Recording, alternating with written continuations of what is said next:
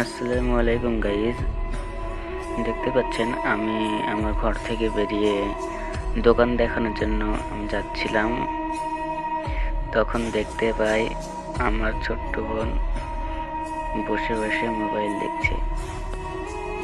তার কাছে গিয়ে আমি হাই করা শিখাচ্ছিলাম।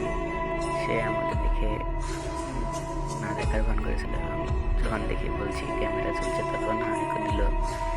এটা আমার বোন। তারপরে আমার দোকানটাকে দেখাবো। দোকানের ভিতরে ঢুকছি। এই আমার এতটুকু দোকান হলেও অনেক মাল আছে, আপনাদেরকে বেশিরভাগ ক্যামেরা করে দেখাচ্ছি।